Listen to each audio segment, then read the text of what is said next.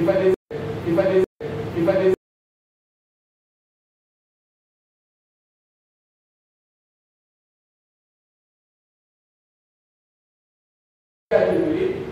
I will understand. So మీరు వాటికి అర్థం చేసుకోవడానికి సాధ్యమైనంత పద్ధతులు ఏవైతే ఉన్నాయో అన్ని పద్ధతులు వాటిని చేయించి వాటికి ఆ కాన్సెప్ట్ అర్థమయ్యేటట్టు చెప్పగలగాలి. అలా చెప్పాలి అంటే ముందు ఆ కాన్సెప్ట్ మీకు సంపూర్ణంగా క్లియర్గా అర్థం అవ్వాలి. దాంట్లో ఇష్యూస్ అండ్ ఛాలెంజెస్ కూడా మీకు తెలియాలి. మీరు ట్రైన్ గురించి చెప్పాలంటే మీరు ఫస్ట్ ట్రైన్ చూస్తున్నారు, అప్పుడు మీరు బాగా ఎక్స్ప్లెయిన్ చేయగలరు. మీరే ట్రైన్ చూడలేదనుకోండి, మీరు ఎంత చెప్పినా మీరు ఇల్యూజన్లో ఉంటారు, ఇమాజినేషన్లో ఉంటాడు, స్టూడెంట్ కూడా ఇల్యూజన్ అండ్ ఇమాజినేషన్లో ఉంటాడు. ఇద్దరికి రైలు గురించి తెలియదు, ట్రైన్ గురించి తెలియదు. ఓకే, ట్రైన్ అంటే ఇంజిన్ ఉంటుంది కాబట్టి కంపార్ట్మెంట్స్ ఉంటాయి, ఫస్ట్ మీరు తెలుసుకోవాలి. తర్వాత ఈ ఫెసిలిటేట్ అంటే ఇది ఇప్పుడు ప్రస్తుతం మనం న్యూ జనరేషన్ స్టూడెంట్స్ మనం హ్యాండిల్ చేస్తున్నాం కాబట్టి చాలా కాలేజెస్ చేస్తే కొన్ని కాలేజెస్ ఇంపార్టెంట్ క్వశ్చన్స్ ఇవ్వడం, మెటీరియల్ ప్రింట్ చేసి ఇవ్వడం, పీడిఎఫ్ పంపించడం. 5 యూనిట్లు ఉన్నాయి కాబట్టి 5 రోజులు 10 క్వశ్చన్స్ చదివితే చాలు అని చెప్పడం. దీనివల్ల ఏం జరుగుతుంది, స్టూడెంట్స్ మైండ్ సెట్ అయ్యి వెళ్ళడం. సో అలాంటి మనం చేయడం వల్ల ఏంటంటే we are putting restrictions for their thought process. So student thought ప్రాసెస్ని రిస్ట్రిక్ట్ చేసి ఈ యూనిట్లో ఈ క్వశ్చన్ చదవండి, ఇలా చదవండి అని మనం చెప్పుకోవాలి. సో మనం ఏంటంటే సబ్జెక్ట్ మొత్తం చదువు, దాంట్లో ఏది ఇంపార్టెంట్ నాకేం తెలుస్తుంది అన్ని చదవాలంటే వాడు అట్లీస్ట్ భయపడగా ముందు చదువుతాం. సో అలాంటి మనం భయపెట్టి చెప్పకూడదు, అట్లీస్ట్ వాడికి ఏంటంటే ఇంట్రెస్ట్ ఉంటే అది నేర్చుకోవాలి. So a good teacher is the one whose students do the maximum. అది అలా ఉన్నప్పుడు స్టూడెంట్ కి టీచర్ కి ఉన్న బాండింగ్ లైఫ్ టైం ఉంటుంది. That student will remember you for ever and he will say that because of this teacher I am like this. So 100 మంది మీరు వివేకానంద గురించి చెప్తే 100 మంది ఎవరు, అట్లీస్ట్ ఒకళ్ళిద్దరైనా చాలు. సో మీరు 100% సక్సెస్, 100% మోటివేషన్ ఇవన్నీ జరగవు. At least 1 or 2 really motivated, then they will become the best students. So please try to that, and irrespective of your salary, irrespective of your position, career, but you are teachers. So do your best to the extent possible. నాకు salary తక్కువ నేను సరిగ్గా చెప్పను, నా పక్కనకి ఇంకా ఎక్కువ వచ్చింది అని మనకి ఉంటాయి, నేను కాదని. కానీ క్లాస్లోకి వెళ్ళిన తర్వాత విద్యార్థులు ఆ ఫ్యాకల్టీలో గమనించుకోండి. క్లాస్లోకి వెళ్ళిన తర్వాత you should be the best in front of the students. So that is what my appeal. If you do your best then obviously today or tomorrow you will be elevated. So you have to understand. Next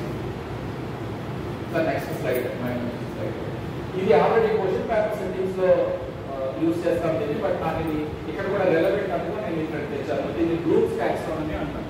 so మనకి ఎప్పుడైతే ఆ కింద లెవెల్లోనే ఉంటాం, remembering అంటే ఏదైనా concept అర్థం కాకపోతే మనం రిమెంబర్ చేసుకొని మళ్ళీ రీకాల్ చేసుకొని రీప్రొడ్యూస్ చేస్తాం.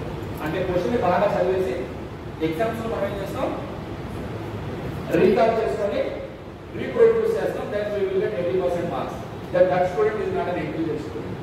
సెకండ్ లెవెల్ చూడండి, understanding. If you understand a particular concept, there is no point of remembering the concept. మీకు ఒక కాన్సెప్ట్ అర్థమైంది అనుకోండి, దాన్ని గుర్తుంచుకోవాల్సిన పని లేదు. రిమెంబరింగ్ అంటే గుర్తుంచుకోవడం, అండర్స్టాండింగ్ అంటే అర్థం చేసుకోవాలి. అర్థమైతే గుర్తుంచుకోవాల్సిన అవసరం లేదు. ఇంకా నెక్స్ట్ లెవెల్కి వెళ్ళారనుకోండి, మీకు ఏదైనా కాన్సెప్ట్ అప్లై చేశారనుకోండి, మీరు అర్థం అవ్వాల్సిన పని లేదు, అర్థమైతేనే అప్లై చేయగలరు. అప్లై చేస్తేనే అనలైజ్ చేయగలరు, అనలైజ్ చేస్తేనే ఎవాల్యుయేట్ చేయాలి. ఎవాల్యుయేషన్ అంటే ఏది మంచిది ఏది చెడ్డది చెప్పగలరు. సార్ సోనీ ఎల్సిడి ప్రాజెక్ట్ మంచిదా, ఎల్ఈడి ప్రాజెక్ట్ మంచిదా, లేకపోతే ఎప్సాన్ మంచిదా అంటే యు ఆర్ ఎవాల్యుయేట్. సో మీకు ఎల్సిడి ప్రాజెక్ట్ అంటే తెలియాలి, అది ఎలా పనిచేస్తుంది, దాంట్లో మెయిన్ కాంపోనెంట్స్ ఏంటో తెలియాలి. అప్పుడే మీరు సార్ సోనీ వద్దు ఎప్సాన్ తీసుకోండి అంటే మీరు ఏం చేస్తున్నారు, ఎవాల్యుయేషన్ చేస్తారు. ఎవాల్యుయేషన్ తర్వాత నెక్స్ట్ ప్రాసెస్ ఏంటంటే creative. Creating is the never-ending process. So you have to elevate the student from remembering to understanding to applying to analysis to evaluation to creating. అందరూ స్టూడెంట్స్ రాకపోవచ్చు, ఒక్కొక్క స్టూడెంట్స్ మనం చేయాలి. ఒక student 10 side headings బట్టి unsigned ని అదే process లో ఎగ్జామ్ లో రాస్తే వాడు ఏ లెవెల్లో ఉన్నట్టు? ఫస్ట్ లెవెల్లో ఉంటారు. 80% ఆఫ్ ద స్టూడెంట్స్ ఫస్ట్ లెవెల్లో ఉంటారు. I'm sorry to say that 80% of the teachers also first లెవెల్లో ఉంటారు. ఇప్పుడు పొరపాటున కరెంట్ పోయింది, ఎల్సిడి ప్రాజెక్ట్ పని చేయలేదు, నేను లెక్చర్ ఆపేసాను అనుకోండి, నేను కూడా అక్కడే ఉంటాను. అక్కడ ఉండకూడదని ఉద్దేశం. మనందరూ ఒకప్పుడు అలా ఉన్నవాళ్ళే. ఫస్ట్ నోట్స్ లేకుండా వెళ్తే చాలా భయం వేసేది క్లాస్. నా ఫస్ట్ నా సెషన్ గుర్తుంది, నేను నర్వస్ అయిపోయాను క్లాస్లో. ఇప్పుడు కాదు, after 18 years. So what to teach, how much to teach, when to teach, what examples I should use, so that when I am in a position to create an understanding of the audience or not, that should be the object. So if you understand, there is no need to remember. Simply, if you apply, there is no need to, and if you are escalating one. If you are able to create, then everything is there. ఒక successful business man ఉన్నాడు అనుకోండి, అతనికి MBA అవసరమా లేదా? అవసరం లేదు. ఎందుకంటే is already successful, proven all the procedures, no need to go for the definition and that is at the top level. So we have to understand it what level we are, and we have to slowly upgrade from this level to the next level. If you expect clarify చేయాలి చాలా ఫ్రెండ్లీగా. ఇది చాలా complex గా ఉంది, మనం చెప్పే పద్ధతి మార్చుకోవాలి. సో దట్ వాటి మెల్లగా ఒక్కొక్క లెవెల్లో పెట్టాలి. అండర్స్టాండింగ్, అప్లై, రిమెంబరింగ్ తప్ప మిగిలినవన్నీ హైయర్ ఆర్డర్ థింకింగ్ స్కిల్స్. మిగతావన్నీ లోవర్ ఆర్డర్ థింకింగ్ స్కిల్స్. మన థాట్ ప్రాసెస్ ఒక నెక్స్ట్ స్లైడ్. సో ఇది రిఫ్లెక్టివ్ లెర్నింగ్ అనేది చాలా ఇంపార్టెంట్. ఇది ఎప్పుడు మనం యూజ్ చేయాలి, బట్ మనం కూడా చేయాలి. రిఫ్లెక్షన్ అంటే ఏం లేదు, it's like mirroring ourselves. So మనం ఎప్పుడైనా క్లాస్ చెప్పినప్పుడు మన కొలీగ్స్ చెప్పాం, మన స్ట్రాంగ్ పాయింట్స్, వీక్ పాయింట్స్ మనం ఎప్పుడు మన కొలీగ్స్తో డిస్కస్ చేయాలి. యాక్చువల్గా డిస్కస్ చేయాలి. సార్ నేను మ్యాథమెటిక్స్ టీచర్ని, నాకు రియల్ అనాలిసిస్ నాకు తెలియదు అని నా ఫ్రెండ్ని అడిగాను అనుకోండి, ఓకే నీకు ఇది కూడా తెలియకుండా నువ్వు జాయిన్ అయ్యావా అని అడుగుతాడు. మనకైతే మొదటి నాకు తెలియదు సార్, నీకు తెలుసు కదా చెప్పండి అని అన్నాను. అతను చెప్పలేదు అంటే అతను ఇంకా కరెక్ట్గా కూడా ఇంకొక ఫ్యాకల్టీ అడగాలి. నేను నా ఫస్ట్ ప్రజెంటేషన్కి కొన్ని మ్యాథమెటిక్స్ ప్రాబ్లమ్స్ వచ్చాయి. నేను బీబీ రాజులో ఇచ్చిన ప్రజెంటేషన్ స్వామి గారు 10కి రాకుండా ఫోన్ చేశాను.